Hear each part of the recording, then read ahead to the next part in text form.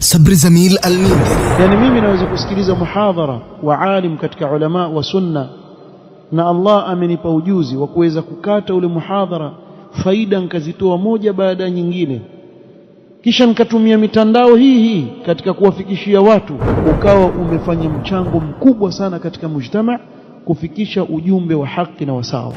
Tukumbushana kuwa Allah subhanahu wa ta'ala, aya ya kwanza kabisa alizungumzia kuhusu haji na umra katika suratul Baqara, alisema wa atimmu alhajja wal umrata lillah, timizeni haji na umra kwa ajili ya nani? Allah subhanahu wa ta'ala. Na hapa ndio nawakumbusha tena wale watu ambao wanajanga hili la mambo ya mapicha, chungeni sana.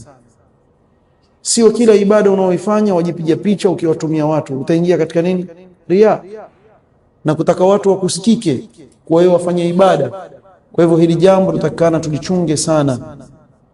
Kila unapokwenda katika tendo, katika matendo ya hija, sasa tukomina hapa wajivutana video, basi tupata tabu, lakini tuombeeni Mungu huko mliko. Tufanya bidii kidogo hapa, lakini tuombeeni dua sana huko, kumbe atakaonekane na yeye pia afanye ibada ya hija.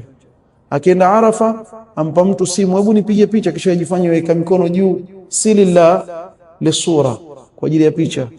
Ainua mikono juu, apigwa picha, kisha akimaliza kupigwa picha weka mkono chini. Kwa hivyo ni muongo mwanzo aslan, akufanya ibada ya dua. Sasa mambo kama haya atakana Muislamu ajichunge nayo sana. Katika siri zilizoko ndani ya talbiya, mojawapo ni al-ikhlas, mtu kuwa na ikhlas katika ibada yake, kwa waitikia wito wa nani? Allah subhanahu wa ta'ala peke yake. كذلك ينبغي للحاج والمعتمر عند التلبية أن يستحضر في قلبه الصدق مع الله تعالى في تلبيته.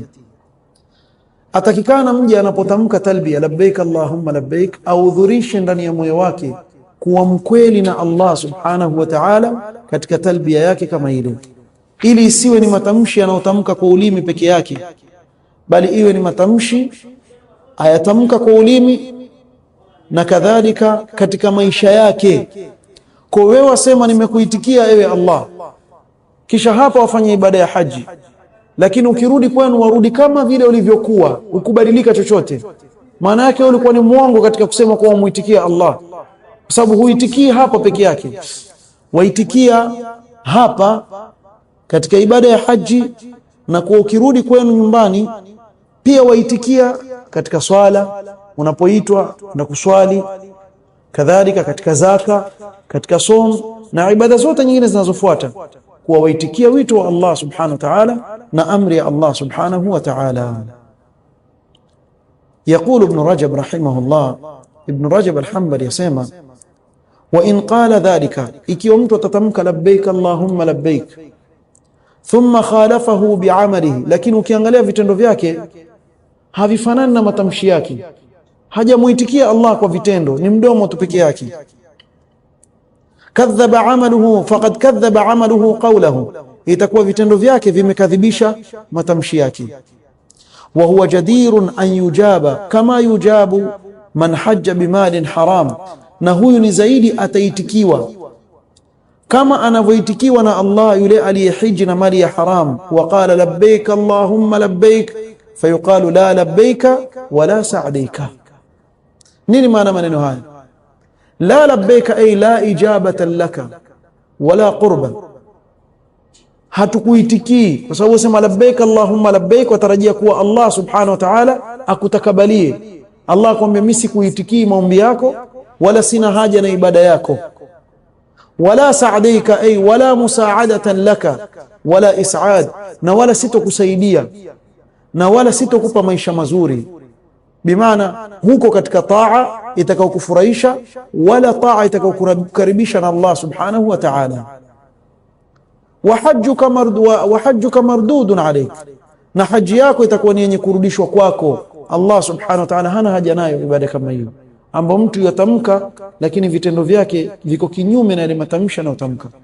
Kwa hiyo tutakikana tuchunge sana, na ndio kuona wako katika salafu salih ridwanullahi ta'ala alayhim walikuwa na hofu sana wanapotaka kuitamka talbiya.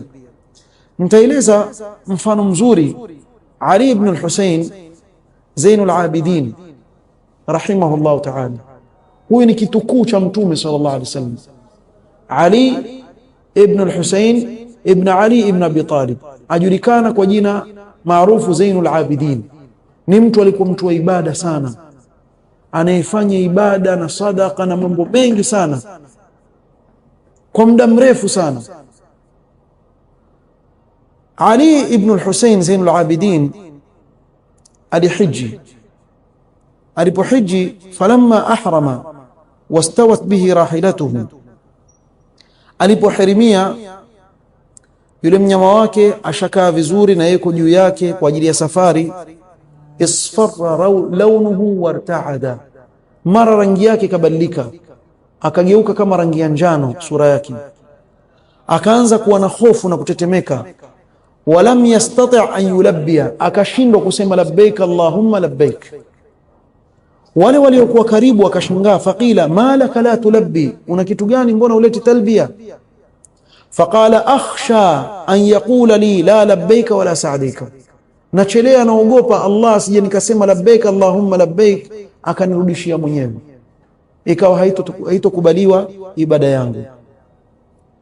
Lakini sisi twasema kuwa ikiwa mja atakuwa ni mkweli na Allah subhanahu wa ta'ala, bimaana akamuitikia kweli Allah subhanahu wa ta'ala katika wito wake kwa kufanya maamrisho ya Allah na kujiepusha makatazo aliyomkataza, basi huyu ni mkweli katika talbia yake.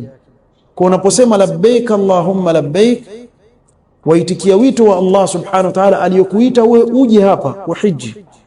Labbaik la sharika laka labbaik, wamuitikia Allah kwa humshirikishi na yeyote katika ibada yake unaoifanya. Kwa ukiwa wewe utakuwa ni mwenye kutamka maneno, kisha wewe ndo wale watu wa mapicha wale wapige kisha watuma kwa watu, kweli itakuwa ni la sharika laka labbaik? Utakuwa ni muongo katika madai yako, na ibada kama hii karudishiwa mwenyewe. Kisha wasema innal hamda, hakika kila sifa njema, wa ni'mata, na neema zote ulizotupa sisi, laka, ni zako wewe, wal mulk, na ufalme wote ni wako wewe, la sharika lak, hauna mshirika na wewe ewe Allah. Kwa hii ndio maana nini ya talbia. Unapoleta hii talbia uwe utakumbuka kila wakati hii maana yake ni hivi, na nataka ni mkweli. Kumalizia ni juu ya anayefanya haji wakati anapoleta talbia, an yastahdhira maanaha wa fadlaha, kama tulivyotaja, audhurishe maana yake na fadla yake. Hili jambo litamvutia yeye katika kuleta kwa wingi ile talbia na kuwa na khushu' na kuizingatia ile talbia. Qala sallallahu alayhi wasallam, namalizia na kueleza fadhila ya talbia. Mtume sallallahu alayhi wasallam asema, ma min muslimin, hakuna muislamu yoyote, yulabbi, anaileta talbia labbaik allahumma labbaik, illa labba ma an yaminihi wa shimalihi min hajarin au shajarin au madarin, isipokuwa kila kilichokuwa upande wake wa kulia na upande wake wa kushoto kitaitikia pamoja na yeye talbia, hatta tanqati'a al-ardu min hahuna wa hahuna, mpaka ardhi itakapoishia upande wa kulia na kushoto. Bimaana kuanzia hapo ulipo mpaka mwisho wa ardhi upande wa kulia, na upande wa kushoto pia mpaka mwisho wa ardhi inapokatikia, kila jiwe, kila mti, kila udongo waitikia pamoja na wewe hii talbia. Yote hii waandikiwa wewe thawabu, kuonyesha fadhila yake kubwa. Na hili ukilizingatia, wallahi utakuwa waleta kwa wingi talbia, ukijua kuwa una ajiri kubwa kesho mbele ya Allah subhanahu wa ta'ala. Na ajiri yako ya hija pia ni kwa kadri ya vile unavyoleta talbia. Kila talbia ikiwa nyingi, na wewe ongeza thawabu zako zaidi, na talbia ikiwa chache, utakuwa wale wenzako wamefanya nini, wamekushinda.